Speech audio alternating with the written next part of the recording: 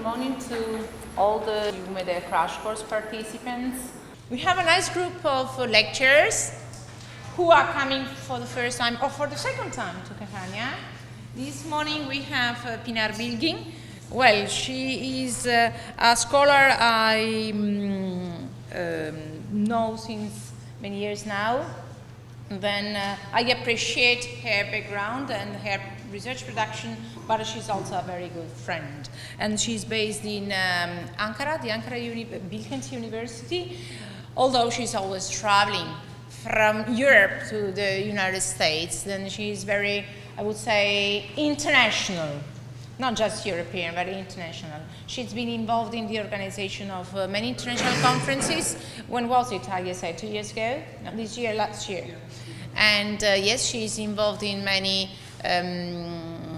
associations, international associations, both in the States and in Europe. Then Pinar will talk today. She will deliver the introductory speech, and she will set the frame on crisis at the EU borders. Then we will continue tomorrow with Frederick Volpi. I'm sure that most of you know the journal Mediterranean Politics, because this is part of the readings of a Mediterranean Politics course. And he's based in St. Andrews. He will talk about authoritarian regimes' resiliency in the MENA area. In this department, a few years ago, we were dealing with another project, the EUDEM project, funded by the European Commission, thinking about democratic change. I was using a question mark, asking for, are there wins for democratic change? 5 years after, we know which is the answer, but we will discuss that tomorrow.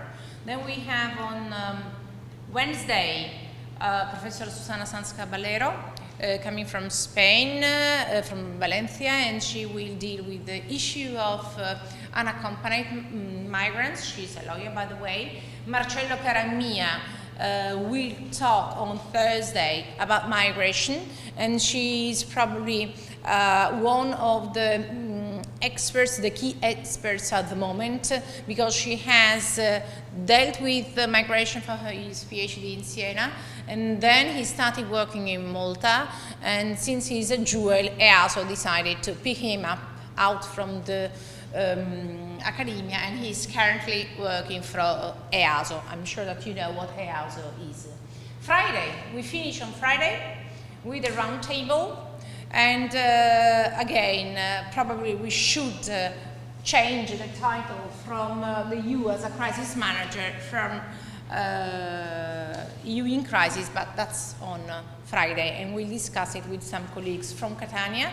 Professor Attina and Professor Longo are both Jamana professors, like myself, and then there is Dr. Sven Biskop coming from Brussels. The Edgemont University is very well known everywhere. And Ambassador Cosi Morisi is engaged in institutional obligations. He will do everything, every effort to be with us on Friday. Hopefully he can manage, because he is currently working with the Vice Minister Sandro Gozzi, and he might be taken in Rome. We'll see. We'll wait until the last second. Pinar, now the floor is yours. Please enjoy your floor of interested and enthusiastic students. Thank you. Okay, morning everybody. Thank you for this very nice introduction, and thank you for the organization as well. I'm very happy to be here and to be presenting this introductory lecture. What I thought I would do, it's on the, where do I find my presentation? Is it here? It should be here. Let's see. This one? Here. It's okay, excellent, thank you. Right, what I thought I would do is to give you a framework for thinking about this. We're coming from different backgrounds. I'm very much aware of that, and we've become more aware of this actually by listening to each other's undergraduate backgrounds and work backgrounds, national backgrounds, and PhD backgrounds or MA backgrounds as well. I thought it would be better perhaps for all of us to share some concepts. We may be coming at them from different perspectives, from different theoretical traditions, from different national traditions as well. So I'm going to do some ground clearing, and I'm going to focus on these three things when I do this ground clearing. That is critical thinking on security. We all talk about security, but let's have a set of concepts that we can all disagree on if we want to, but so that we need to be on the same page as that one. On the concept of borders, what do they mean, where borders come from, what do they mean for us in international politics, and what does it mean to think about crises at EU borders. These three concepts, security, borders, and crises, are going to be coming up again and again in the coming days as well. And we're all talking about what this cartoon tries, the message that this cartoon is trying to get across. It's trying to get us to think about this crisis as a humanitarian crisis, yeah? When the person on the ship asks, "Where are you from?" the response is, "From Earth." This is trying to get us to think of the crisis as a humanitarian crisis and respond in humanitarian terms as well. Yet at the same time, we need to be able to think about this from policy-making perspective at the same time. We're not just responding to them as individual human beings. We're coming from different backgrounds, but we all are approaching this from either scholarly perspective or from policy-making perspective as well. Yeah, just thinking about the humanitarian aspect is not enough. It's very important, but it's not enough. So I'm going to talk about how we come to this point from a scholarly and policy-making perspective, not just only from a humanitarian perspective. That's what I'm trying to do. I'll start with critical thinking on security. My background is in critical security studies. Yeah, I'll move on to talk about borders and rethinking borders, and then say more about crises at EU Med borders. Okay. The reason that I chose to start with critical thinking on security is because it emphasizes what we refer to in the field as the constructedness of security.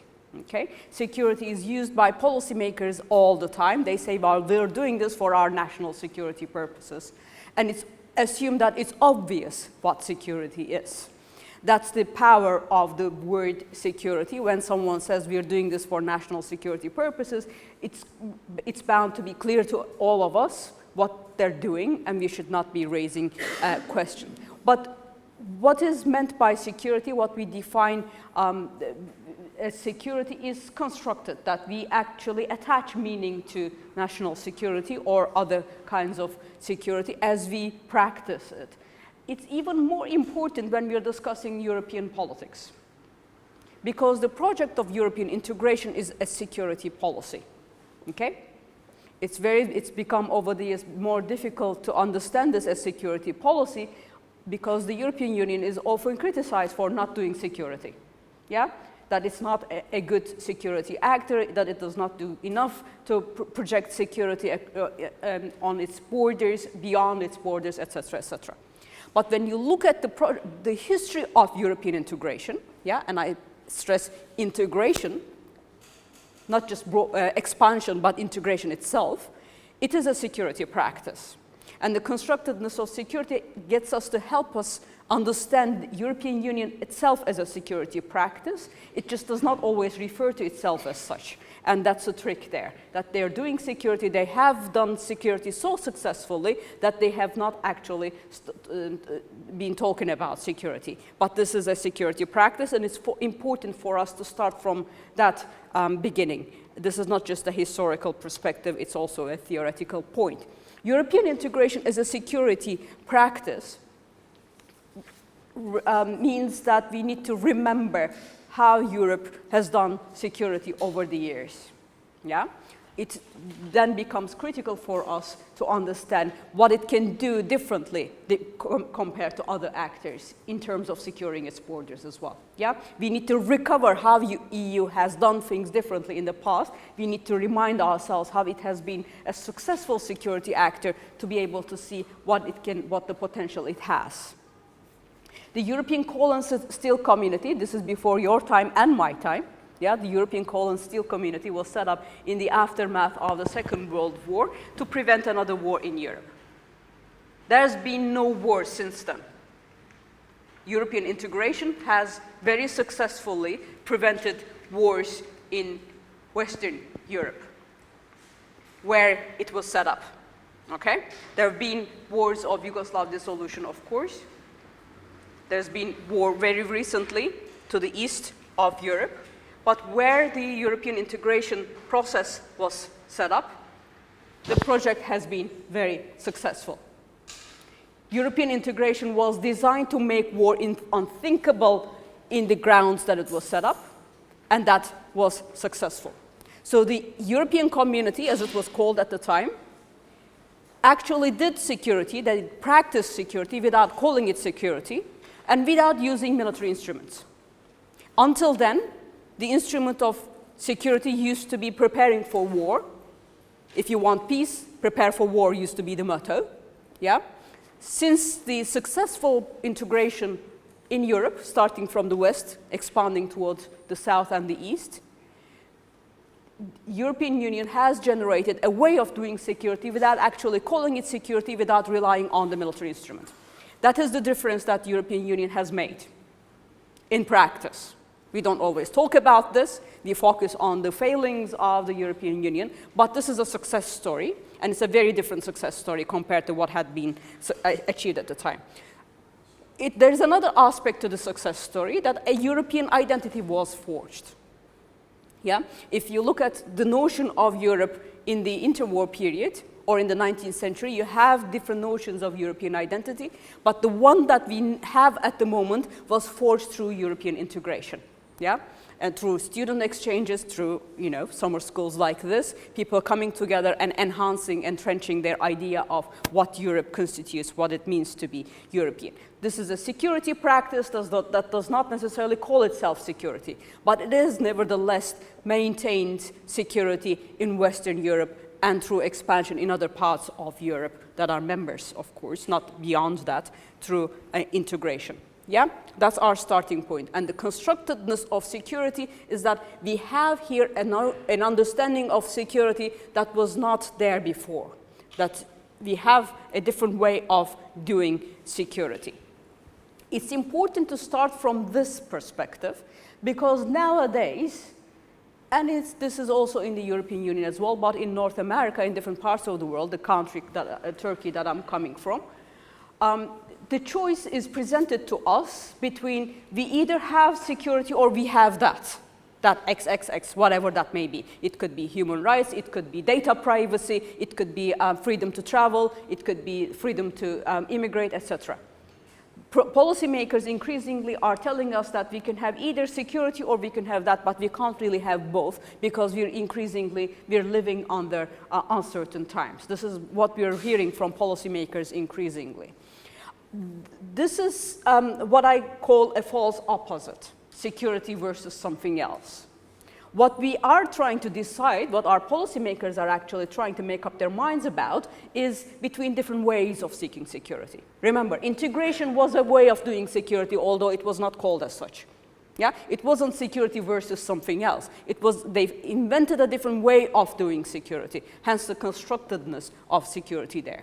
At the moment, still, we are discussing actually different ways of seeking security. Wars in Europe were fought for purposes of security. Integration was also a design for security.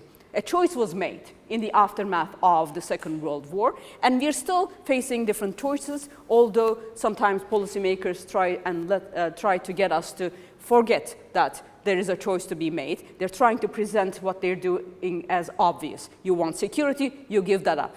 Not really. Yeah? We want security with whatever else we're seeking. We're looking for innovative choices. So search for security can be against others. That was the old solution in Western Europe. Fighting wars, seeking security against others. And integration was a security practice that sought to secure both, say, France and Germany at the same time, not against each other. That was the initial problem for European integration. Then there were other problems in different parts of Europe that were solved as well. So there are two security models here. Are you going to seek security against others by insecuring them? Or are you going to seek security with others by maintaining their security as well as your security?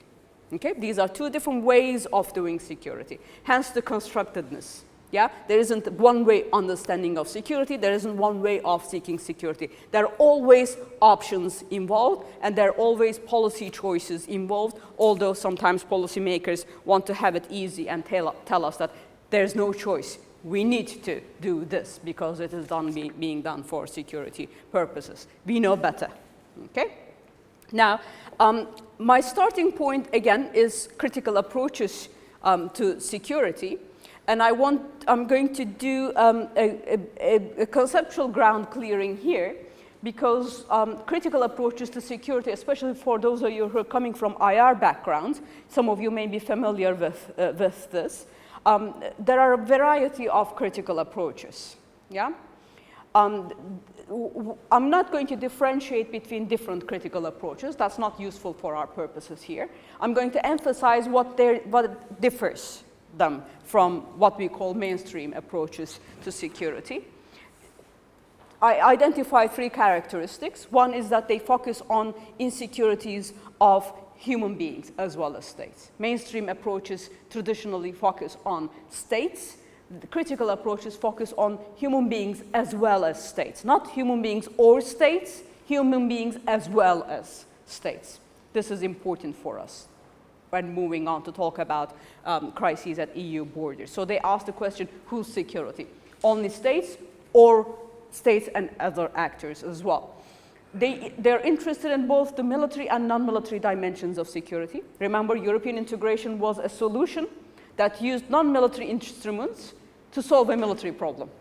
Okay? So there is a focus in terms of critical approaches on both the military and non-military dimensions of security. They ask the question, what is security? And they emphasize what we started with, the constructedness of security. There's nothing obvious about security, that we attach different meanings to it, and it's important that we ask ourselves questions about this. This constructedness is difficult to communicate at times. It's easy to get across at the first moment, but it's also easy to get confused when we're discussing it further. So I'm going to dwell a bit more on this because this constructedness gets misunderstood. This is not about perception. It's not as personal as our individual differences. This is a social phenomenon, how societies look at threats, what they feel threatened by. This is a societal phenomenon, and as students of world politics, we need to start with this. I'll give you what I call 2.5 ways of thinking about security, okay? Not 3 ways, because the third one is a variation on the second one. The first one is the one that we usually start with. This is the one we usually give our first-year undergraduate students when they start their studies. This is what they are trained usually to start with. That's threats exist independent of us. There are threats. We look at the world, we observe them, we study them, we write reports on them, and we try and do something about them. Yeah? If you look at the media, newspapers, TVs, people who write their blogs, yeah? More often than not, this is the understanding of security that we are accustomed to. It's not just my undergraduate students, it's all of us who are reading about world politics. Threats exist independent of us. Something happens, we look at what's happening, we try and gather as much information as possible so that we can do something about that. Yeah? The second approach is so-called the constructivist approach, emphasizes the constructedness of threats. That basically reminds us that threats are constructed as we look at them, talk about them, study them, address them. Yeah. This does not mean that threats don't exist. Yeah, of course there is a crisis somewhere there. Of course there are people arriving on boats. Of course, depending on what kind of problem, environmental problems that you're dealing with, of course there is a hole in the ozone layer, or there are problems with environmental degradation, etc., etc. It's about the meanings that we attach to them, whether we think of them as crises or not. Yeah? Sometimes events occur, we do not even problematize them. The environment for ages has not been problematized, although environmental degradation has been going on for a while. We did not think of this as an environmental security issue. The constructedness of security issues have something to do with us looking at them and thinking about them as in security terms or not. But this is, again, important not to think about this purely from individual perception matters. So I'm going to go into my movie examples to clearly see how we distinguish between those. These are not my favorite movies, don't get me wrong. Yeah, I'm going to give you 3 or 4 movies. These are not my favorites. And I'm not really dating myself here either. I picked them because they actually allow us to see the differences between the 3 different or 2.5 different perspectives about security that I'm talking about here. The first one I call the Armageddon approach to studying security. The second one is out nowadays, isn't it? The second Armageddon film. They say it's not very good, but I'm not going to go into that at the moment. I haven't seen it either. This one is exemplifies the threats out there approach. I've put the premise of the film that I borrow from the Internet Movie Database from here. There is an asteroid the size of Texas. We're bound to know what the size of Texas is. That's going to impact Earth in less than a month. So NASA recruits a misfit team of deep core drillers to save the planet. It's a very US-based kind of approach to catastrophe films. And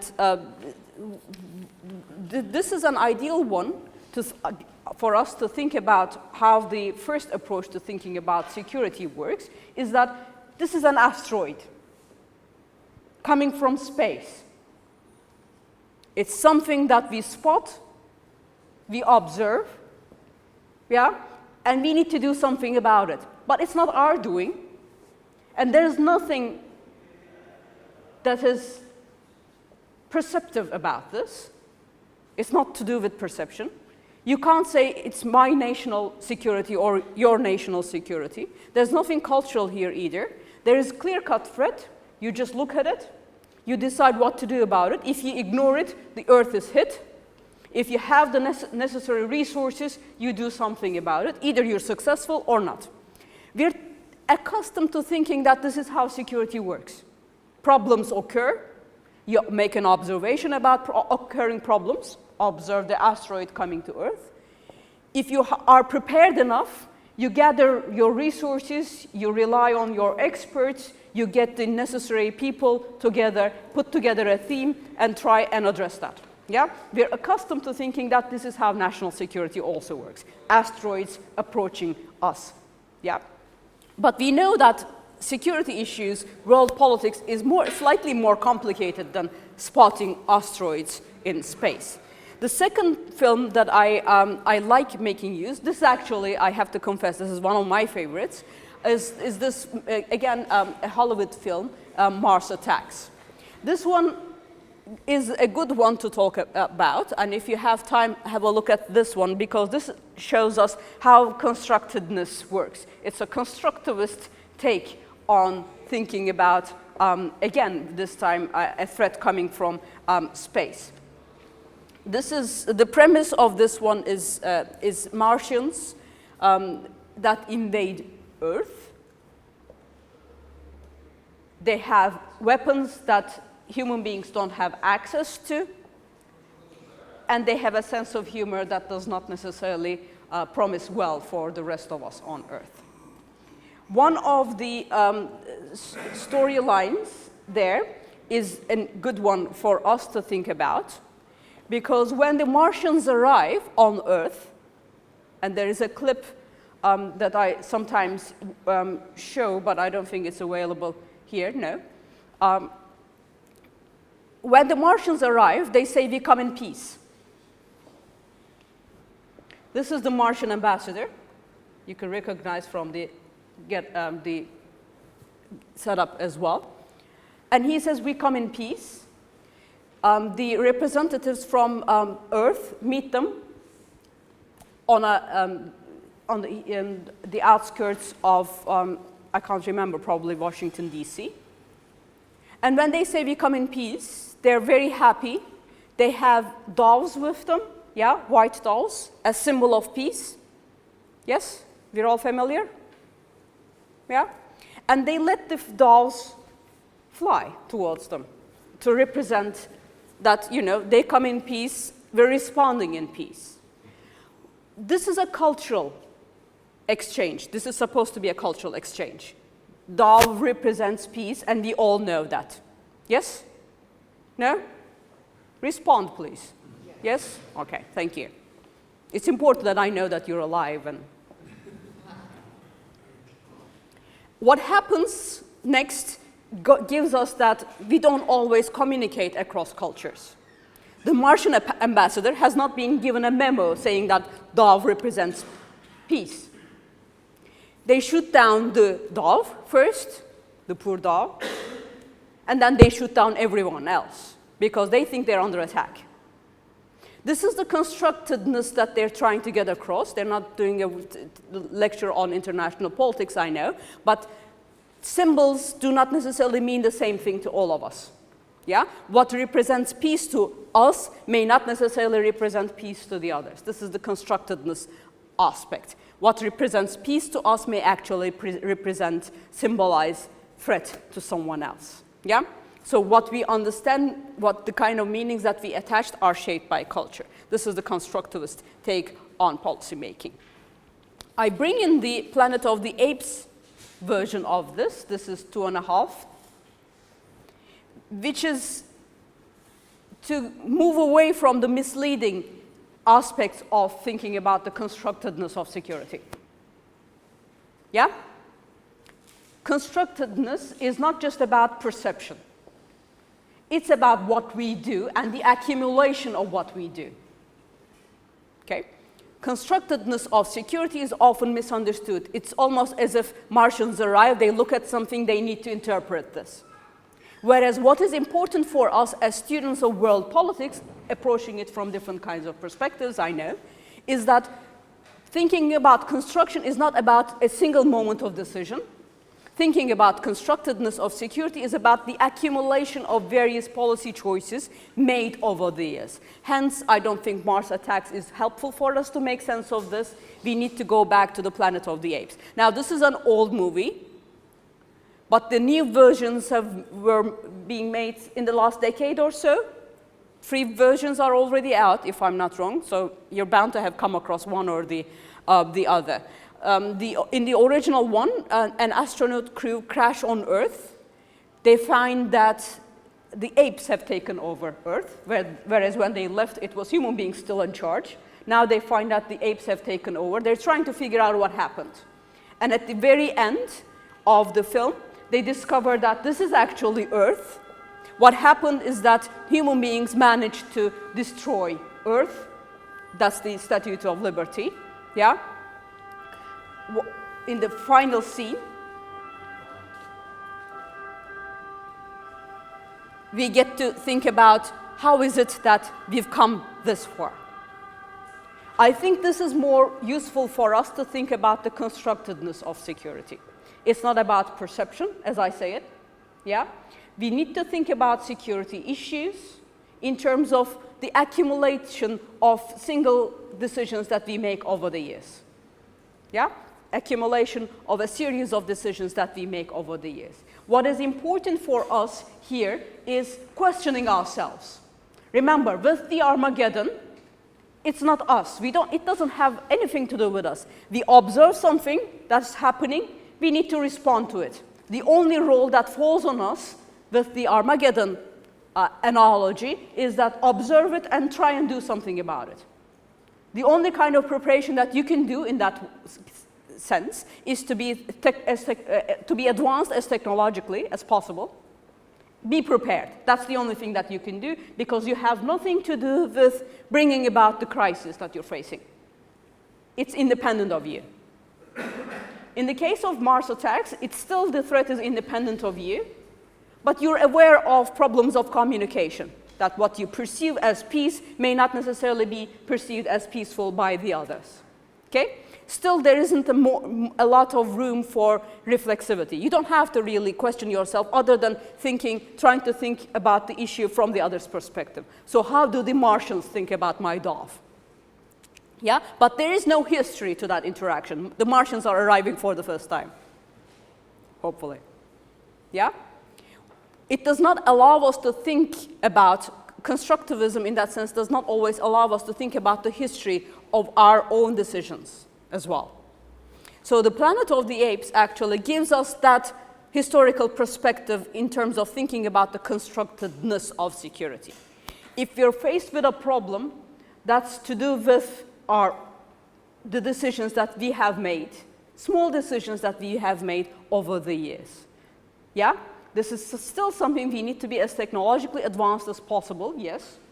We still need to focus on problems of communication, in this case, negotiating with the apes, intercultural communication. If you watch the third one in the new installation of the Planet of the Apes, there's a lot of cross-cultural communication there as well, so it's interesting from that perspective. But the Planet of the Apes analogy actually helps us to think about how politics shapes knowledge production. Yeah? We need to question ourselves in terms of what our politics is, what our knowledge about security issues is, and how is it that we're also partly responsible for what is happening here. Okay, let me make use of the one that makes more headlines nowadays than others, the so-called ISIS. Those who think threats are independent of us study ISIS, their capabilities, because we already know what they want. That's the assumption. What do? We try and weaken them as much as possible, bombarding ISIS-controlled territories. Yeah? This is the asteroid version of ISIS. They just emerged.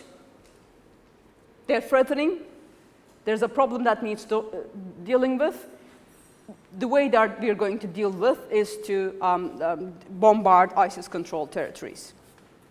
The constructivist take looks at this and says, well, how can we think differently about this? How can we think critically about this? But somehow it just does not seem to make sense to say, well, ISIS is what you make of it. Yeah? What does that mean? A constructivist take on something that is considered so threatening and so horrible in terms of human suffering. Does it make sense to say ISIS is what you make of it? Is that the constructivist take on a problem such as ISIS? We need to think carefully about this. If the kind of critical perspectives that we adopt are not applicable to all the problems that we face in world politics, then they have a problem. So there's got to be some other way of getting at this to say it's just what we make of it. Remember, this is not about perception. Constructivist take is more than that. It takes us back in history to rethink problems. That's why I'm in favor of the 2.5 version, that ISIS threat is constructed as we seek to respond to it. Then you historicize the problem and reflect on how we got to this ISIS threat moment. Okay? You historicize the kind of problem that we've got and reflect on how we got to be where we are. This is not only in terms of understanding history, don't get me wrong. Yeah, history is good, but we're looking at history for our own purposes. We look at the production of knowledge about this part of the world. Yes, Orientalism we study. We look at also the colonial background of this, how is it that problems in this part of the world are a part of the colonial legacy? These are parts of the world that did not really govern themselves for a long time. And you can see read this in newspapers that they are actually talking about this, that there is a whole colonial legacy in this part of the world we need to understand, etc., etc. What I'm saying is that this is not enough. Orientalism, studying Orientalism is helpful. It gives you insight into the mindset of these activists. They talk about Orientalism all the time if you look at what they say, if you're curious about what they say. A lot of them, and also in the West, and in the left in the West, talk about the colonial legacy and our own responsibility in the production of these problems. But what I'm stressing here is that this is not enough. Studying perception is not enough. Just studying this aspect of history is not enough either. Yeah? Our reflection should not be just limited to the colonial and Orientalist past. It's good, it's helpful, give us a historical perspective, but what we refer to as ISIS threat is not independent of what happened in the 20th century, and especially the second half of the 20th century. Okay? It's not something that you can explain with reference to late 19th century, early 20th century colonialism and Orientalism. The kind of policy steps that were taken by regional actors and external actors are all a part of the problem here. And we can't just say it's colonialism or it's Orientalism. We need to look at the whole process of the production of threats in this part of the world. And when you look at this, you see that there is a network of security practices. What we're experiencing now is a product of policies that prioritized insecurities of states, and not all states, some states more than others, our allies, whoever that us may be. Practices that emphasize military solutions as opposed to non-military solutions, and approaches that assume that threats exist independent of us, that we just go and respond to them as if we have nothing to do with them creating in the first instance. And this occurs every time. Every time we respond to a problem, we assume that we have nothing to do with its creation, and the next time we have to address a problem, we assume that it had nothing to do with our previous intervention in that same part of the world. So reflexivity is key to understanding the kind of horrible practices that are being adopted in that part of the world. So constructedness is not about what you think and what he thinks or what she thinks. This is not about perception. It's not about where we come from in terms of political, cultural, whatever background. It's in terms of how we understand where we are, what we got to, how we got to where we are. This is critical in terms of thinking about the constructedness of security. I chose a difficult example on purpose. Yeah? If I choose historical examples, I could have gone for the Cuban Missile Crisis as well. It's thoroughly studied. It's easy to document all kinds of evidence in support for what I'm trying to get across here in terms of the constructedness of threats. But whereas there is very little research done, proper research done on the problem of ISIS. So I'm going for a difficult case to get you to think about the consequences of adopting different approaches to think about a problem that we're trying to currently understand. This is more about designing research. I haven't done the research. I'm trying to give you different perspectives on thinking about a very current problem. So there isn't just one way of thinking about this problem. The kind of current policy making is not the only way to think about this, that there are other ways as well. So far, so good? Questions? Yeah? Because I'm going to move up and talk about borders. I'm done with the security aspect of this. Yeah? You're with me? Okay, good. Still. Well, let's see next time around. Okay. You see, I like cartoons. This is the so-called Sykes-Picot Agreement. Do we know what the Sykes-Picot Agreement is? 1916, again, before your time and my time. It's a secret wartime agreement concluded between the British and the French during the First World War, dividing up the Middle East. While the Ottomans are around, but they're not very successful at the time. The Allies are trying to decide who's going to get what, and it actually shows the Middle East as, you know, as you would look at a cattle and trying to decide which parts are going to be used for what kind of purpose. That's exactly the point, yeah?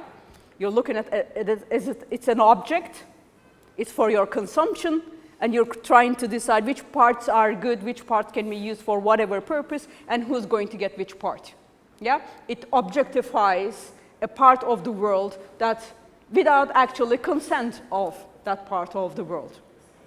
Okay, now we remembered Sykes-Picot recently because ISIS, when they brought down the borders between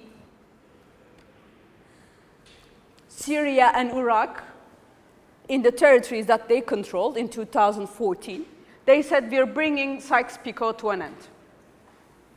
Okay? They declared, and they made a video, it's available online. They said we're bringing an end to Sykes-Picot. They made Sykes-Picot famous or infamous again in 2014. And since then, people on different parts of the political spectrum have started talking about artificiality of borders.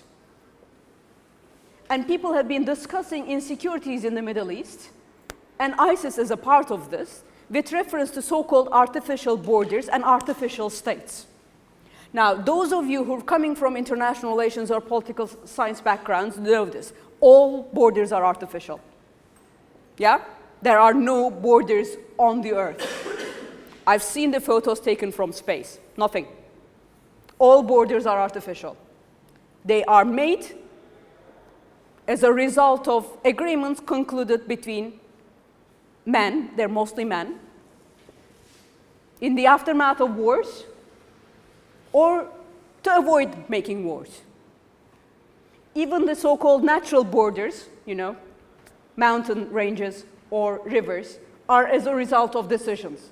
Or we're going to treat this river between Turkey and Greece or Bulgaria as the border. Or we're going to take this mountain range as the border between. It comes across as slightly more artificial in parts of the world like the Middle East or Africa because they're straight lines sometimes. Yeah? It comes across as more artificial. But all borders are decided as a result of decisions made. And these decisions do not always follow peaceful relations. Whether they are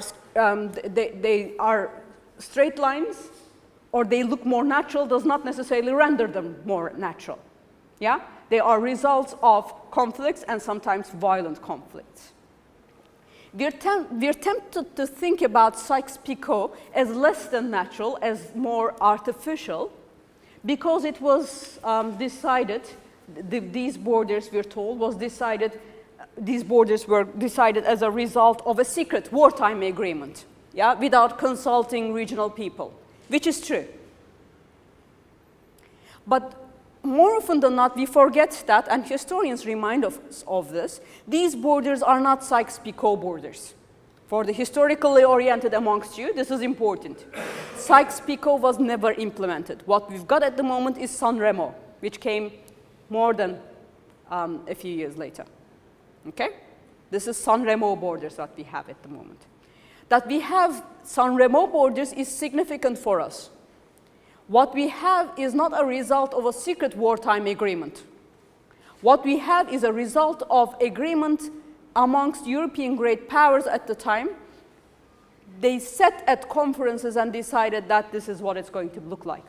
Okay? This is not two men deciding behind closed doors. This is great Europe, the international society at the time, saying, yes, fine, you go and have a mandate in this part of the world. Yeah?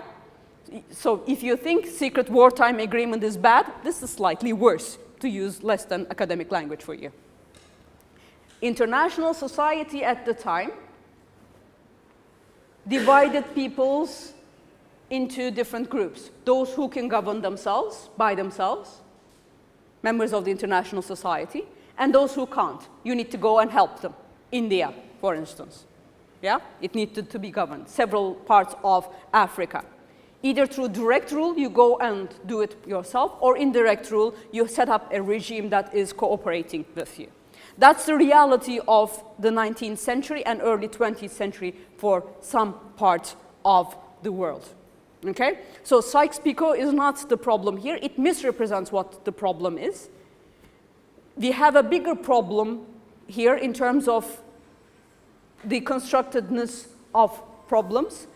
The bigger problem there is hierarchies in world politics. Those who think that they can divide peoples of the world into different groups as to who can govern themselves and who can't govern themselves. Okay? Sykes-Picot does not allow us to understand the root of this problem.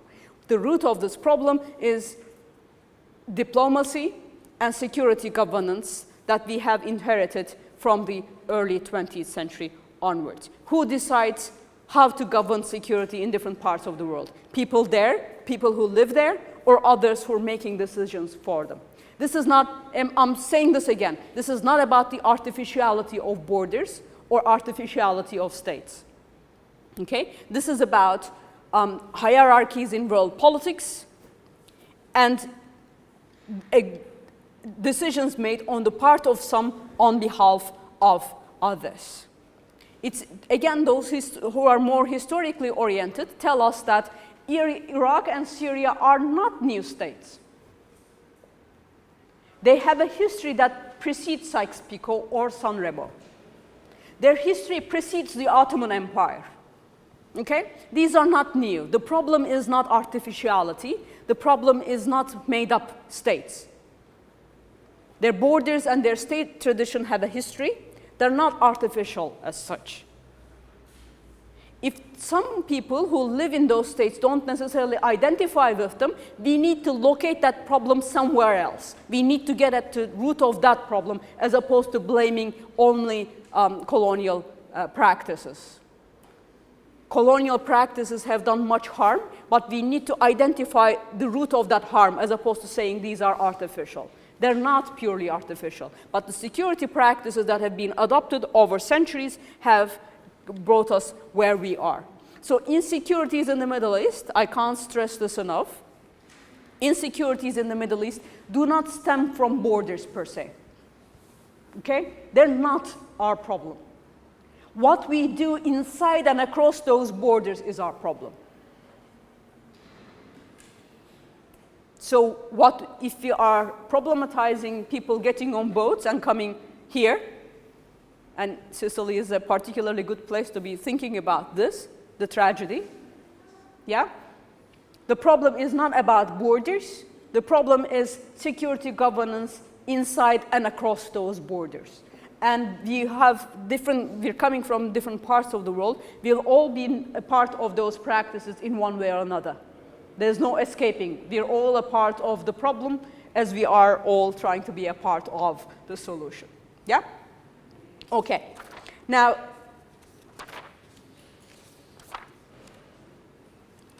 the Sykes-Picot, I'm nevertheless going back to it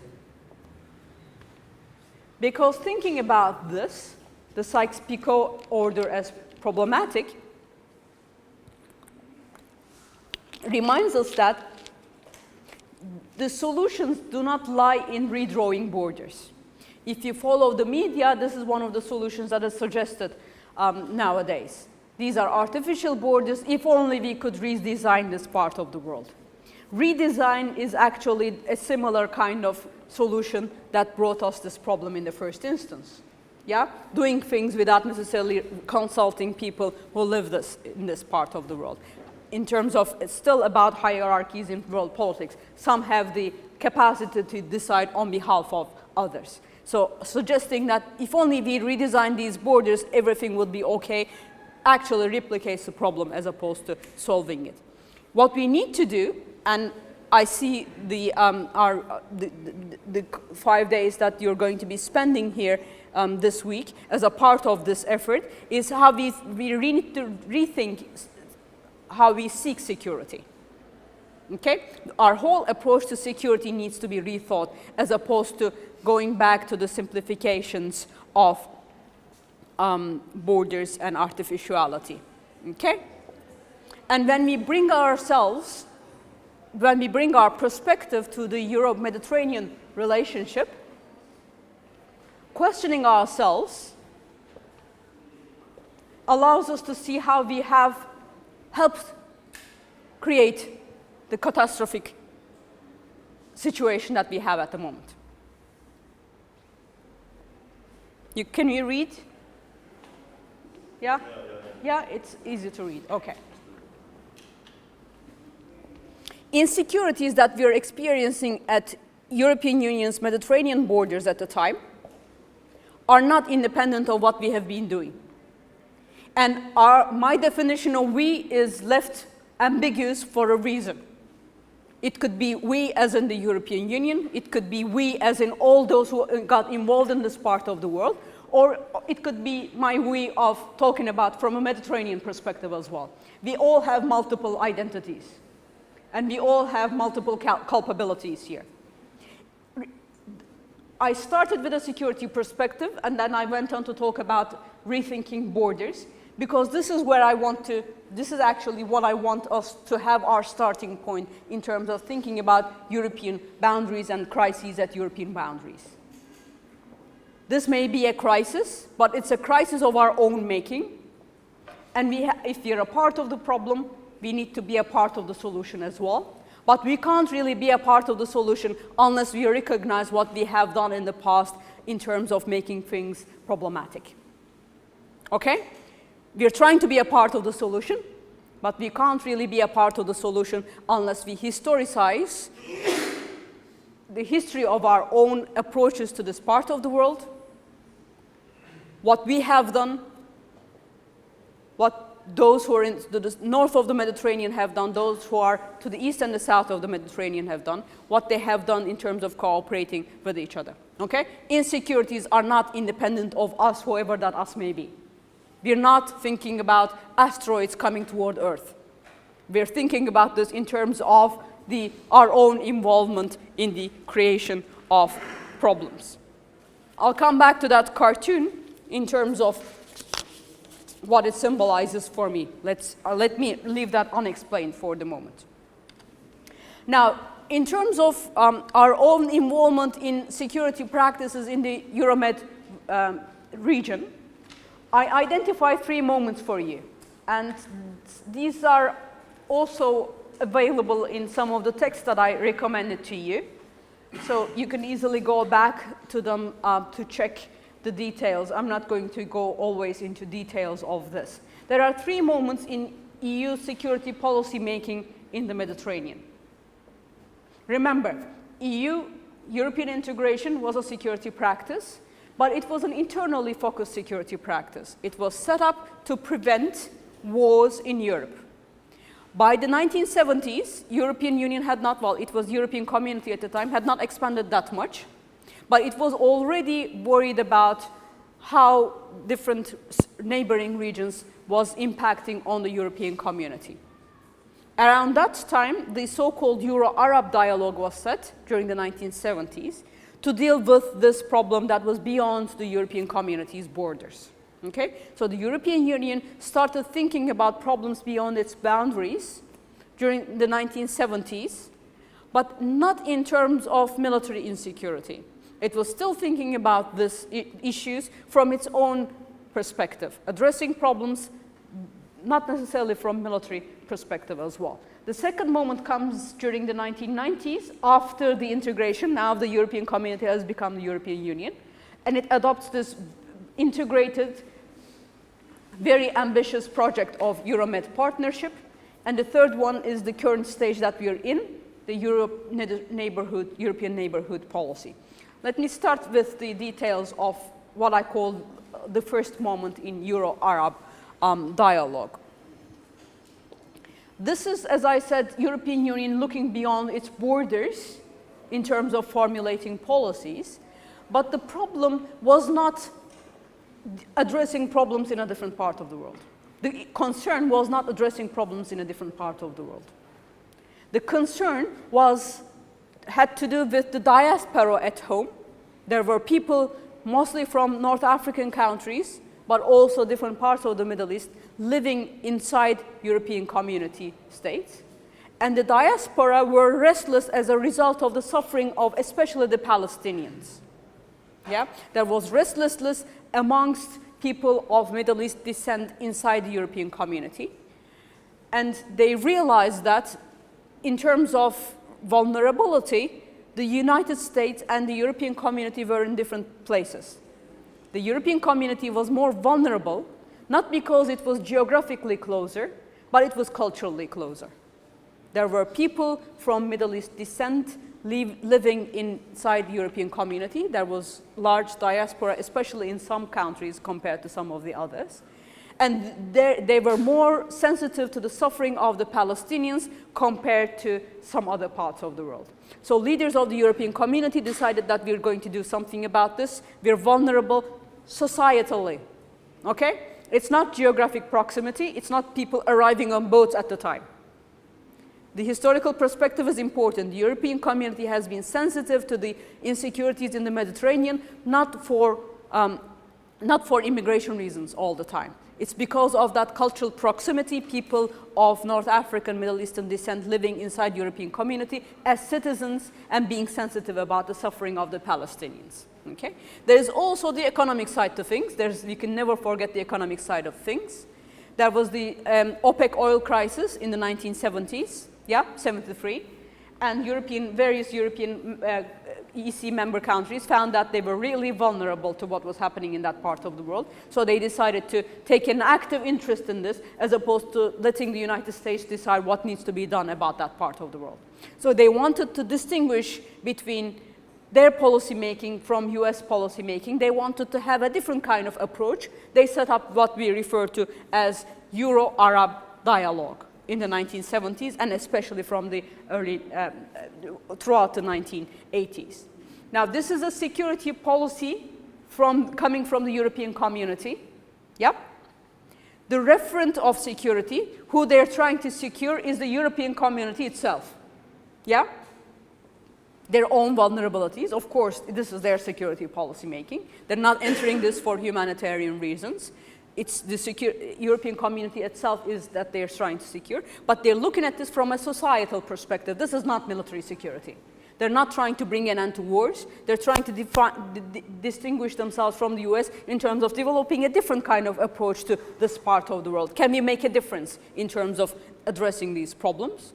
So security is sought through non-military means, not through intervention, not through getting involved in wars or interventions, but can we do something that is different? This is the beginnings of the European Union's interest in this part of the world, trying to distance itself from the United States and see whether they can do something about this. Next comes the Euromed partnership. After European integration, with the end of the Cold War, EU policymakers now get a bit more ambitious about the Mediterranean. They get a bit more ambitious, and they ask themselves, can we do more in terms of bringing security to this part of the world? The same vulnerabilities exist. And in terms of cultural, societal vulnerabilities, things are getting even worse. Because now the issue of geographic proximity is becoming a real problem as well. Yeah? The ability to reach EU shores. From the 1990s onwards, we see this. Yeah? Especially the second half of 1990s onwards. And European policymakers get ambitious. They set up what is referred to as the Barcelona process. The launch of this is in 1995. And they try and see whether a new area of cooperation can be set up in the Mediterranean, including the European Union and Mediterranean littoral states. Okay? So part of the Middle East is not really a part of this. It's not wholly focused on the Middle East. It's focused on the Mediterranean, parts of the Middle East that are of interest for the European Union. That's why it's called Euro-Mediterranean Partnership. An attempt to create a new security region that brings together the European Union and North African Eastern Mediterranean states so that they can rethink their approach to security. The referent is still the European Union. Okay? This is no idealistic policy making. The referent, of course, is still the European Union. But the security approach has become more ambitious this time. The security approach that is adopted is what we refer to as common security in the literature.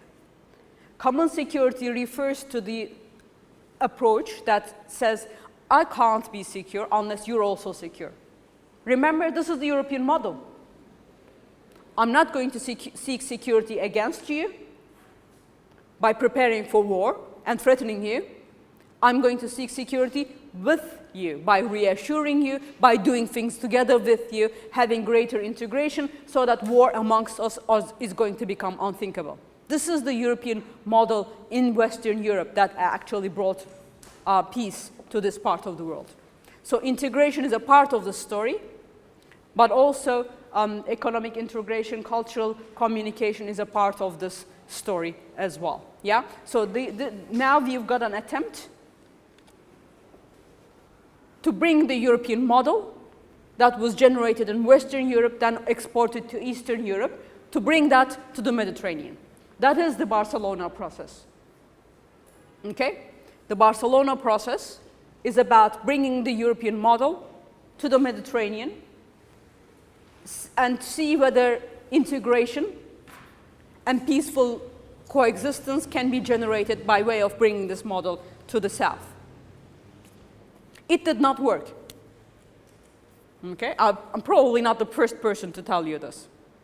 The Barcelona process is widely regarded as having failed, but the way we make sense of its failure is important for us in terms of designing the next couple of steps.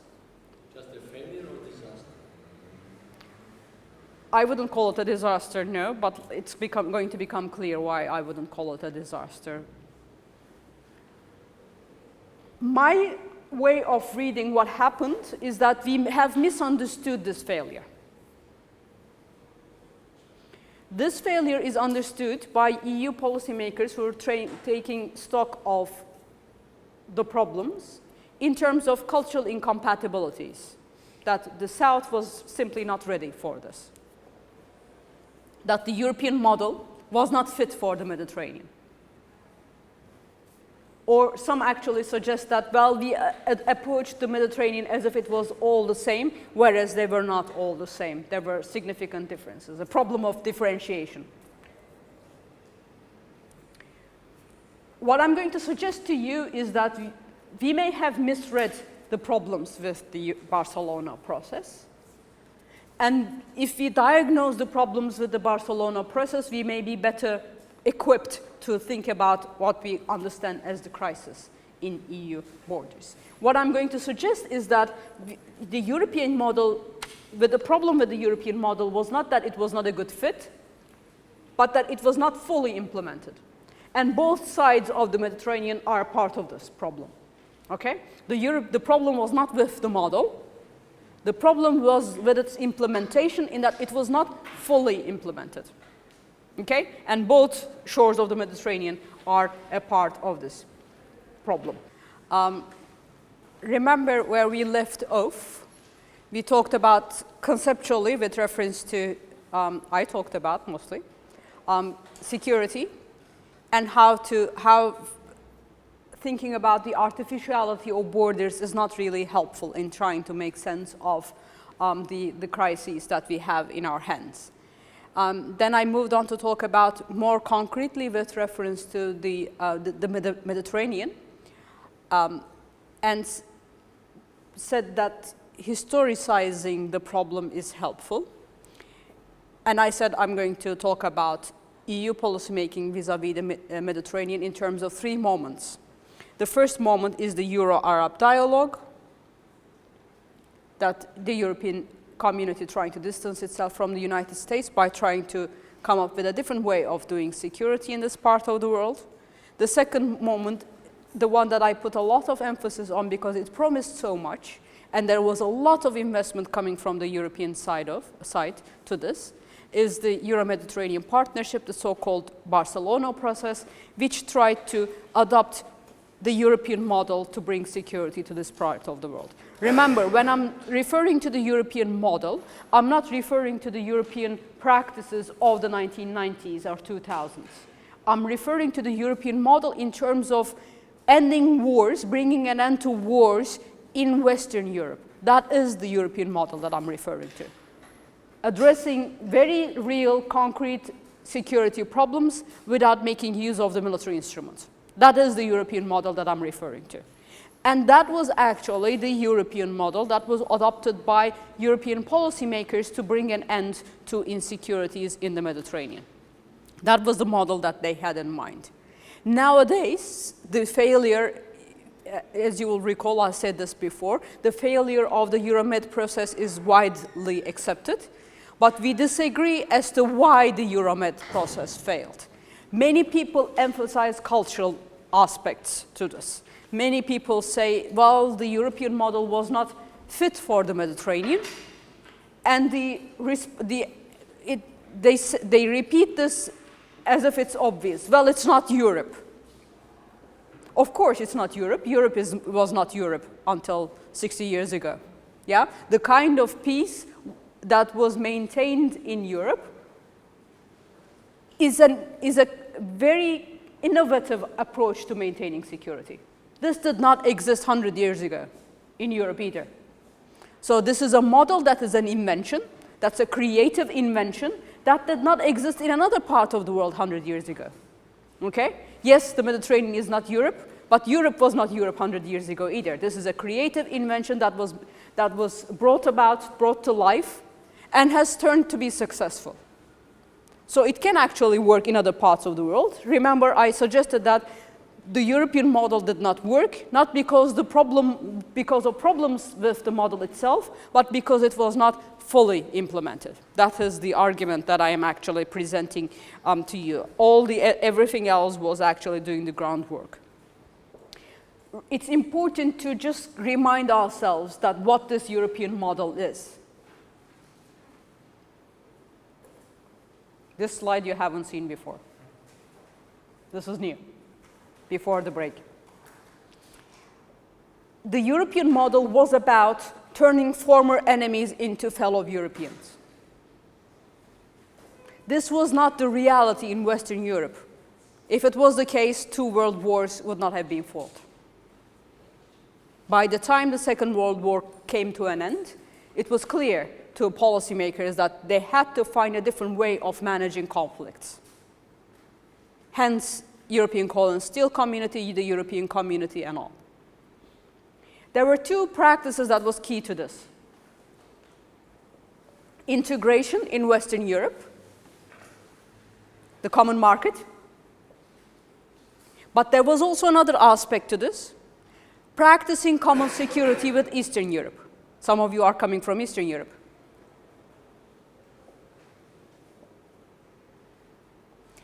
Integration in Western Europe, turning former enemies into friends, sending students abroad, creating a European culture, making people more familiar with each other, but also common security with Eastern Europe. That was not a part of the European community at the time. That was still behind the so-called Iron Curtain at the time. We're talking about the 1980s, 70s now. A lot of emphasis was put on 2 rights in terms of the relationship with Eastern Europe. Those 2 rights were human mobility and the right to leave one's country. It's very different from nowadays, isn't it? At the time, human mobility was considered a right. The right to leave one's country and go live somewhere else. Why? Because in Eastern Bloc, this right was restricted. And allowing people to come and live in Western Europe was considered as a sign of the success of the European way of doing things. Or if you want to call it West, because East-West divide was prominent at the time. Okay? Remembering this is important because it reminds us how it has changed the way we look at things. At the time, human mobility was considered a human right, and people were allowed, allowing people to move from their countries to come and live in the West, in Cold War terms, was considered as a sign of the success of this model. This has changed. We no longer remember this with the end of the Cold War. Now that there is no need to show the superiority of the Western model as opposed to an Eastern model, everyone accepts that the other model is defunct. Now there is no longer emphasis on human mobility and the right to leave one's country. East Europe is still, is no longer there. That kind of divide is no longer there. It's important to think about this. Remember, I'm emphasizing history not because I'm a student of history, but it's important to understand the kind of steps that we took to get to where we are. It's important to remember this because this is how the European model worked. Emphasis not only on integration, that's the bit that we emphasize nowadays, as if Europe was secured only through integration. No, integration was a part of that story. It's an important part of that story. But the two rights was also an important part of the story, especially in terms of bringing East Europe in to the Western fold. In East Europe, this policy was very successful. Some label it as Ostpolitik, coming from Germany at the time. Yeah? Not an EU body, but a European body worked with the East, with people-to-people diplomacy was emphasized, because regimes you could not necessarily work with, but people you could work with. So people-to-people diplomacy was emphasized at the time. This was still the time of the Cold War, so that regime behavior could be changed from the bottom up. But when this model was brought to the Mediterranean, people-to-people diplomacy was not that much emphasized. It was there. Non-governmental organizations were, of course, working with other non-governmental organizations, but a lot of emphasis was also placed on working with regimes so that those people will stay at where they are, keeping them where they are, so that they find the opportunities that they need at home. They don't have to come here. Okay? You see the way the two rights are treated differently in East Europe during the Cold War versus in vis-a-vis the Mediterranean in the aftermath of the Cold War? I'm not saying that they should be implemented in exactly the same way, but we need to be reminded that the same model was not exactly applied. In the case of the Cold War, the two rights meant that people were allowed to come here because the circumstances was different. I agree with you. But in the case of the Mediterranean, the idea was working with regimes so that people would find the opportunities that they need there. So a lot of emphasis was placed on working with regimes and with elites, which were allowed to shape European relations with that part of the world in the ways that they liked as well. Nowadays, critics of the Barcelona process like pointing out that the European Union allowed elites in the South to hijack the partnership process. That may be true, but that was partly integral to the way it was implemented. Yeah, that was partly integral to the way it was implemented. The NGOs were working with other NGOs. There was a lot of bottom-up policy making as well. There's no denying that. But partly it was designed so that regimes would have a central role in shaping this, and regimes care about regime security. Elites care about their own position in political economy. Yeah? So when I say the model was not fully implemented, that's the kind of research that this is actually shown by other people's research. I haven't done the research myself, but there's extensive research from experts working in this part of the world. Yeah, so the two rights was not implemented in exactly the same fashion. I'm going to come to you. And also, the definition of us remained ambivalent. Remember, common security is about saying that I can't be secure unless you're also secure. It's about our security. We need to be secure together. You need to set up a we.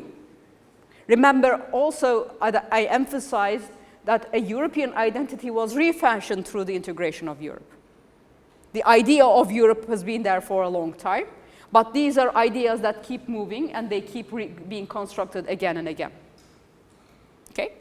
So at this time, the way we understand European identity was refashioned through European integration, and Europe became the way we understand it at the moment. Us is about joining together in terms of seeking security. During the Cold War, the idea was that we're all in this together. We the people. We're all in this together. These governments perhaps don't let us do what we want, but once we get rid of this Iron Curtain, once we get rid of all these things that divide us, we can work together as people. The Euro-Mediterranean partnership has been ambivalent from the very beginning as to who is us. There's always been a tension there. Okay? I'm not one of those who claim that there's never been us. It's never as clear-cut as that. There were always policymakers and other kinds of actors inside the European Union who looked at the Mediterranean as us. Yeah? But there were also others, again coming from different parts of the European Union, who never looked at the Mediterranean as us. So there's always been a tension inside the European Union as to who is us. Are we European Union trying to secure ourselves from the Mediterranean? Seeking security against them? Or are we trying to set up a region of security in this part of the world? It's us, all of us in this together. There's always been this tension built into the Euro-Mediterranean partnership, and this tension again was pointed to by researchers from the very first years onwards. So we've known about this. Some would add to this a tension inside the European Union between EU's north and south. If you go to the northern European countries, you would realize that they did not really know what was going on in the Mediterranean until recently when they started arriving on their doorstep. They talk about the European migration crisis as if it's something that happens since Syria. We're in Italy, yeah? I've been a part of such discussions in Spain for a long time. Some of you are coming from Greece. This has been going on for more than 10 years. Yeah? And it was going on as a crisis, if you wish, for more than 10 years. So even inside the European Union, there's always been a tension as to what is going on, who's responsible for this, what needs to be done about this. There's always been this tension that northern European countries were not really paying enough attention to the Euro-Mediterranean partnership. Okay? So when I say the European model was not fully implemented, I'm not suggesting that there was a problem with the European model in terms of it being fit or not. I'm saying that the way it was designed was not necessarily being implemented into the Mediterranean context. You may say that, well, it did not fit in terms of the needs, but that's a different discussion. We need to be clear as to where the root of the problem is, as opposed to saying that, well, this is a different culture, they're not European, etc. That means that those kinds of explanations are explaining away. We're not really addressing the root of the problem. We're actually finding excuses as opposed to getting to the root of the problem. There was a question. Yeah, I think one of the main problems is that the southern partners never were promised membership. Something that it was different from the eastern flank that had the opportunity to implement the changes and to come to the point of someday. Okay. Yeah. And then when we speak about the European model, do we mean the normal development of it? Because I don't think that it's quite easy to implement the Western values to the Arab world, which is culturally different, politically different. It's, I don't know, Shall I go back to my slide of European model?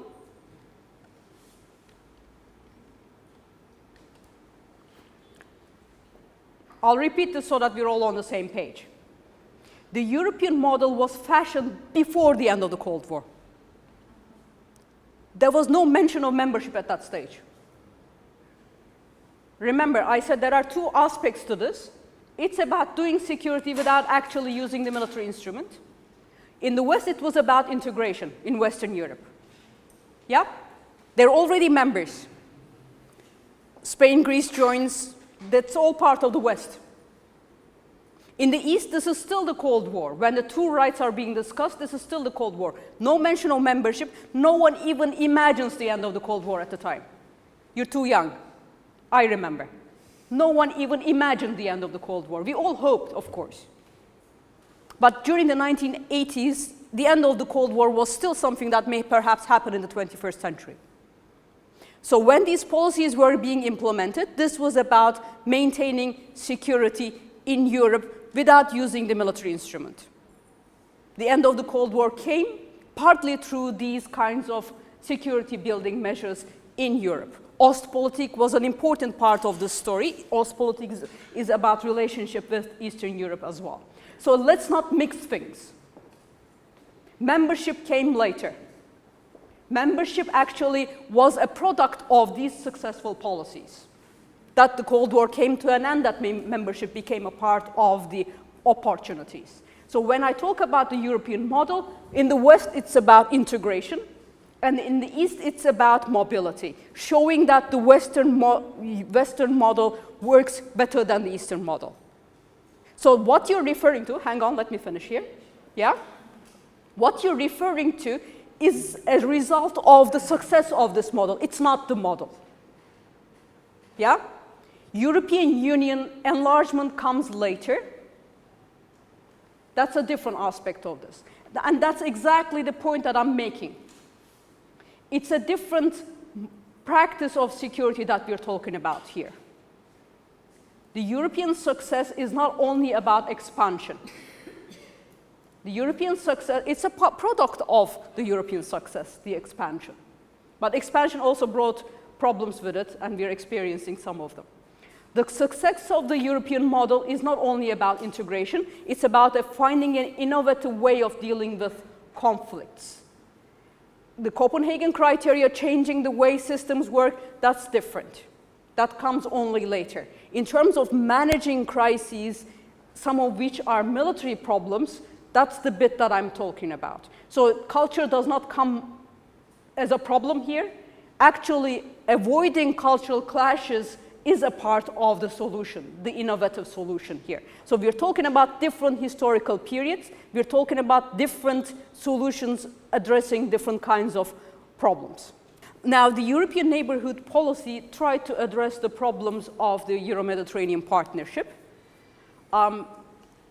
Those who focus on the Mediterranean disagree as to amongst themselves as whether it was the right diagnosis or whether it was a wrong kind of diagnosis.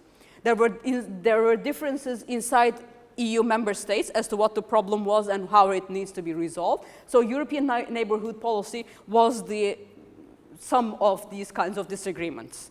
Basically what happened, and I'm simplifying things here, it's a gross simplification. What happens is that the European Union decided that we're not going to have an overall policy toward the Mediterranean. We're going to let Europe and the Mediterranean states decide with which pace they want to move.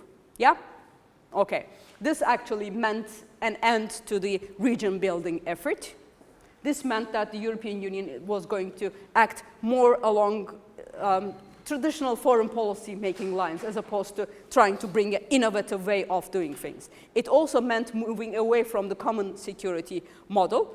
It does not necessarily mean moving directly into the military side of things, but it moved away from the common security understanding. Yeah? I can't be secure unless you're also secure kind of approach, the region building approach, trying to integrate the two sides and trying to manage mobility in innovative ways. That was put to a side, tried to manage in terms of country-to-country basis. But country-to-country basis here means EU approaching different countries on different bases at the beginning of the European neighborhood policy. Okay? EU vis-a-vis this Mediterranean country, EU vis-a-vis that Mediterranean country. This was this is sometimes blamed on 9/11. But those who are focusing on European foreign and security policy will tell you that this began before 9/11. Yeah, it's always nice to blame someone else for policies, but in this case, there is no one else to blame. This is a diagnosis made by policymakers and adopted. This is the process that is sometimes referred to in the EU literature as externalization. Externalization involves close collaboration with regimes in the south in terms of technology transfer, training of border guards, etc., so that EU borders are managed before people reach EU borders. Okay? So you're externalizing your border management practices outside your borders. That's what is being externalized. You're managing your borders in lands that are beyond your borders. You're externalizing your security practices. It does not take place at the port. It does not take place when people reach here. It does not take place when people reach the airport. It takes place before they before they actually make the move to leave. The border management process is externalized. Since 9/11, there's a different dynamic to this, and that is country-to-country security cooperation. Remember, ENP is about EU and another country. This country-to-country cooperation is not exactly an invention of EU bodies. Several European Union bodies have been critical of the emergence of this country-to-country cooperation. And the examples that are used mostly are, this is pre-Arab uprisings, keep in mind, pre-Arab uprisings, UK and Egypt, Italy and Libya, and Spain and Morocco. Some of these regimes are not with us. Yeah, this is after 9/11, pre-Arab uprisings.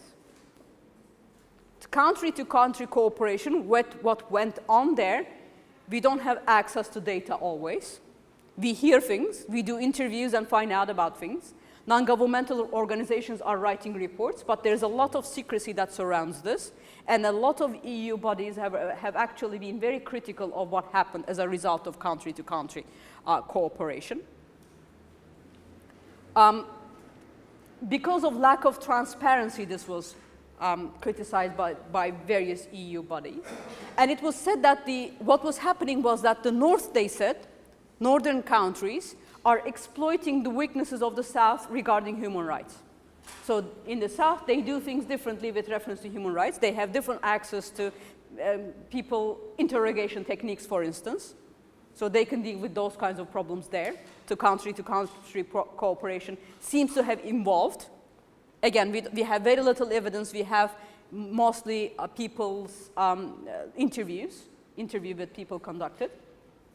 North exploiting the weaknesses of the South in terms of respect for human rights, they say. But on the South side of things, they said, well, it's also the South exploiting the North. Since there's a lot of sensitivity regarding immigration, Southern regimes have been trying to get as much as possible from the North to secure themselves. Okay? So you have a relationship, North-South, country-to-country cooperation. Remember, this is not EU to country, but country-to-country cooperation sometimes takes place outside EU jurisdiction. That two sides may be exploiting each other. The South exploiting the sensitivities of the North, trying to get as much as technology and help as possible in terms of training, and the North exploiting the South because, well, in terms of things, human rights, they don't necessarily respect that much, so they are able to do certain things that we are not able to do here. Okay, so the three cases that we know, not all of these regimes survived the Arab uprisings.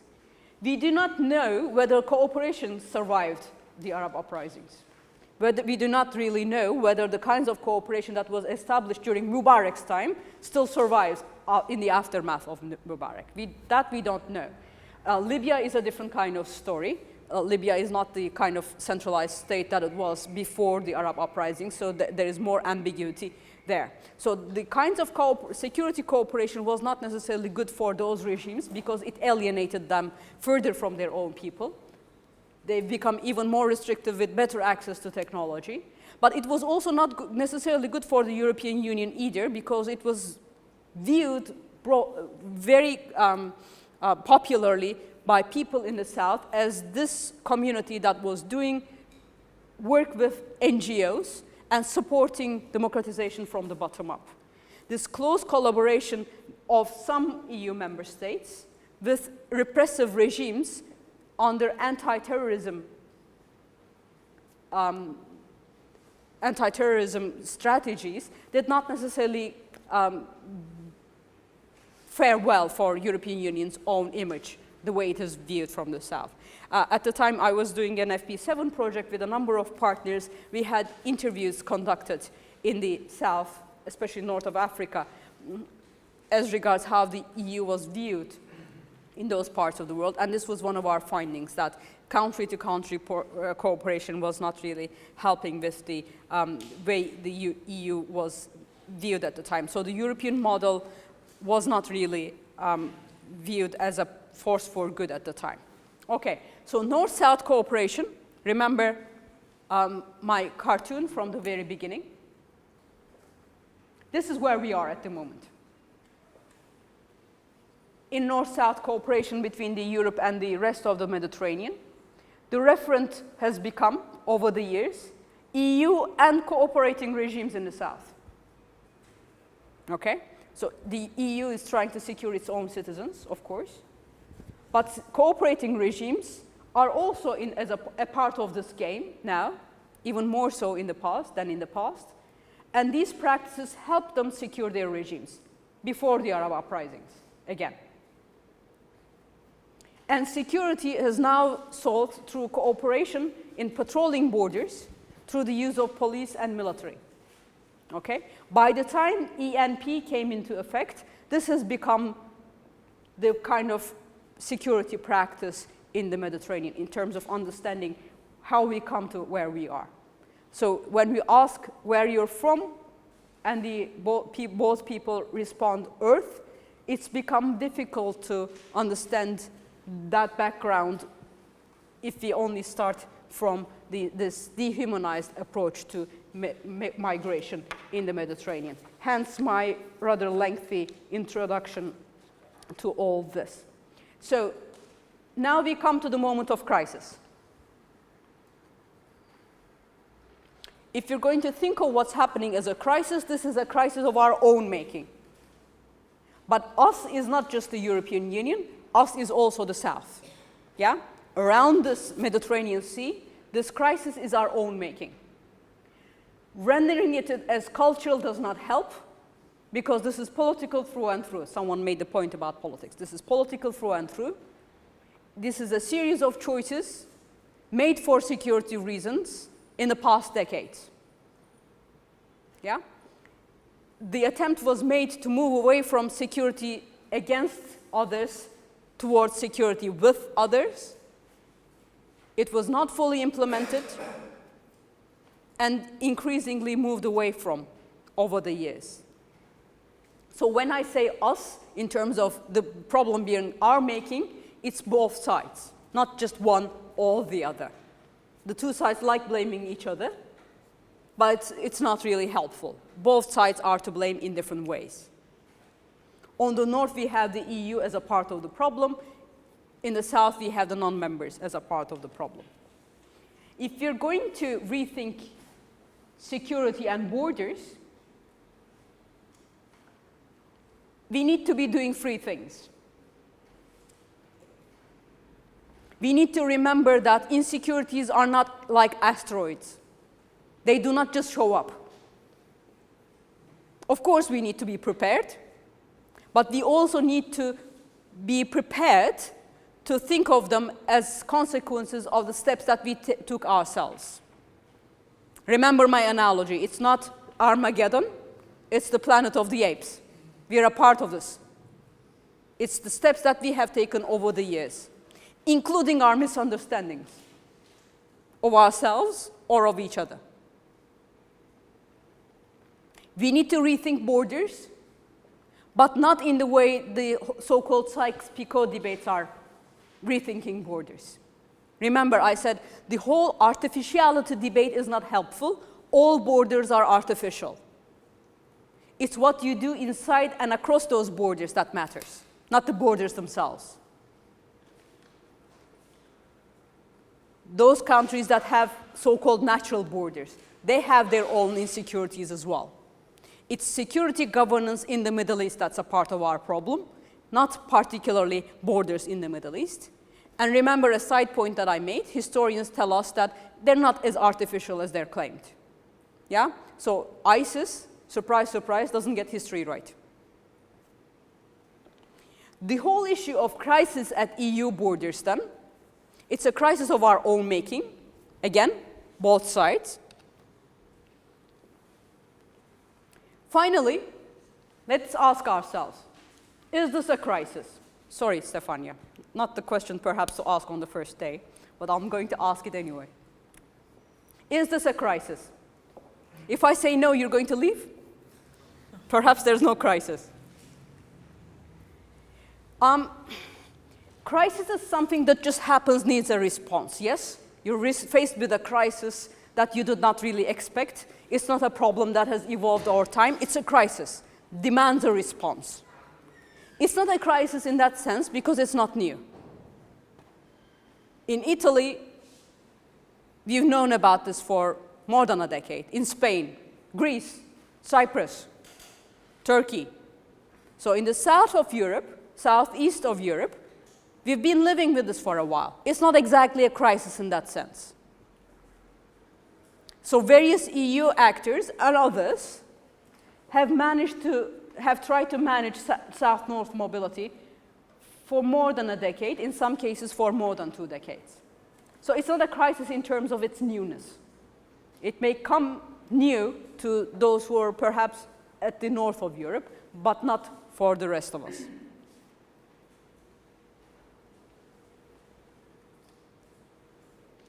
Is it a crisis in the sense of the intensity of what we're observing? Because crises are intense. They're not just mere problems. Is it a crisis of people seeking better lives? That's how the media presents what's going on. In Turkey, for instance, the arrival of Syrians is presented as people seeking better lives. These are people escaping a civil war. Yet at the same time, it's widely perceived, and I'll use the word perception here, that they're coming to Turkey for better life opportunities. There are some clearly who are seeking better lives, but that's also because of the result of choices, political choices made on different parts of the Mediterranean. There is a reason why there are fewer life opportunities in where people live. Okay? Nothing, those of you who are inclined to do more political economy research would know the connectedness between different parts of the Mediterranean in terms of economic relations as well. Okay? Not everything is military dynamics, not everything is political dynamics. There's an economic side to the whole thing as well. So there are some who are seeking better lives, but there are others who are running for their lives. Okay? Presenting what is going on purely in terms of people coming to Europe in terms of better life opportunities misses the complexity of the issue. Okay? Not everyone perhaps may be running for their lives, but not everyone is seeking better lives either. And and there is a reason why there aren't enough life opportunities in. So what we have faced here is more complex than media representations allow us to see. There is more complexity here. There are some who are seeking better lives, life opportunities, but there are some who are escaping, and the dynamics of those are related. These are not two different stories. These are not two different sets of peoples. The dynamics are mixed, which is a more complex story than we usually get. Finally, I'm going to ask you, whose crisis is this? It's ours in the sense that we all are a part of this, yes. Persistent insecurities in the Middle East have become a problem for all of us in different reasons. Remember, I made the point that this is not just a cultural problem that we are encountering. It's a culmination of a series of choices that we have made over the years. Again, this is not just the EU's making. Regional regimes are a part of this problem. And the example that I use is that of Saudi Arabia. people who point to cultural differences between the Mediterranean and the European Union always put a lot of emphasis on the rise of Islamism in the south of the Mediterranean. I heard this said at a setting that was discussing the treatment of immigrants arriving in different European cities, how to welcome them, etc. Someone asked me the question, why should we welcome them? We know how they treat women in those parts of the world. Why should we welcome them? This is a serious that I got from a serious person at a serious setting. Yeah?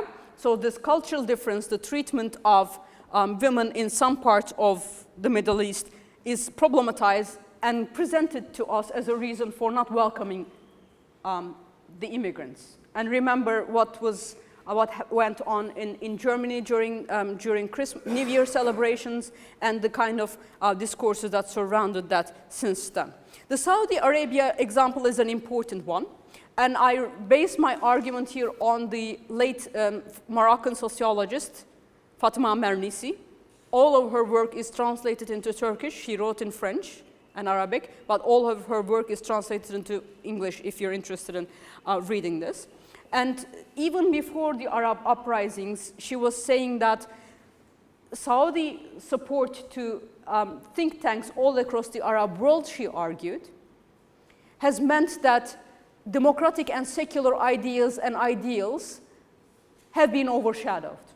So they existed actually. Democratic ideas and ideals existed in the second half of the 20th century, even before that. But regimes that found these ideas threatening, remember security, this was regime security, regimes that found these ideas threatening provided extensive funds to Islamist think tanks all across the Arab world. So if you're seeing a rise in Islamism in terms of ideas and the decline of secular ideas and democratic solutions in the Arab world, this is a result of a project on the part of those actors who are promoting those ideas as opposed to mere cultural predilections. What we refer to as our cultural differences has been produced. Yeah? What we label as cultural difference has been constructed for some and for some purpose. That's a critical IR take on the whole thing for you. Okay? So whose crisis? If you take the long-term perspective, it's all of us, and in different ways. Yeah? The Saudi Arabia example is a good one in the sense that it's an ally in seeking stability in this part of the world. So Saudi Arabians have been a part of the solution in some ways and have been a part of the problem in some other ways. It all comes down to how we practice security in this part of the world. If you practice security as merely seeking stability, if you're seeking regime security and stability in terms of relations, it's people who are suffering as a result of this. Yeah? And people who are suffering as a result of this are trying to find their own solutions to their problems. And sometimes those solutions are escaping their countries and trying to find location in other parts of the world. I'm concluding here. The point that I'm making, and I took a long time to make this, is that understanding these crises at EU borders, the Mediterranean borders of the Middle East, require us to look at the practices, interrelationship between practices in the north and the south. We can't just be critical of the European Union. We've got to be critical of how things were done in this part of the world. And we need to look at how the two sides affected each other. Yeah? The two sides have been affected each other. And if you remember, increasingly making use of each other's sensitivities over the years. So we're not explaining that with reference to culture. That's easy. That explains things away. That regional dynamics have been shaped away from democracy and secularism toward conservative Islamism because it served certain purposes. It was a security solution for some, but not necessarily for others. Okay? These were security solutions for some. And finally, when we are presented by our own policymakers in different parts of the world, with choices between security versus something else, remember that we're making a choice not between security and something else. If that is the choice, security always wins. Who doesn't want security? Yeah? We all want to be secure in different ways. But that's a false choice. What we're actually choosing is security through this way or security through that way. Security governance in the Middle East has been state-focused security and regime stability-focused security. That was one way of doing security. The Euro-Mediterranean partnership tried to move away from this in idea, perhaps not always in practice. It tried to move away from this. The choice is not about security versus something else. The choice is about how we're trying to address problems of insecurity. So when you try and think about management of borders, it's not about managing borders, it's about how we manage borders, how we think about others, how we think about mobility, how we think about the insecurities that are tied up with mobility issues. Okay. Smart's comment allows me to add something on the humanitarian dimension, which is something that probably should be focused a bit more when dealing with crisis, humanitarian crisis, and crisis in the Mediterranean. Because probably what we have forgotten, what we tend to forget is that migratory flows are natural phenomena. These flows always existed. We are in Sicily. At the beginning of the 20th century, this was an area of immigrants. And they moved basically to the United States. And then northern Italy was affected as well by migratory flow in the second half of the 20th century, primarily going to Belgium rather than Germany. And then these flows have always happened. The problem is how to cope with it, not how to stop. And our politicians, unfortunately, according to me, have lost the sense of reality. They stick on the concept of borders as if these were barriers. But these are borders, as perfectly Professor Pinar-Milgin has highlighted today. Borders are created for practical political needs, and nowadays, also because we live in a global world, borders are quite easily crossed. These are permeable borders. Then we should probably focus on the opportunities of mixing up together, of hosting people, instead of tending to be inclined to criticize how policies tending to open borders, because there can be opportunities, and the only way to look at migration is to look for and foster opportunities. Otherwise, it's a clash. It becomes, not of civilizations, but of people, of human beings living in the earth.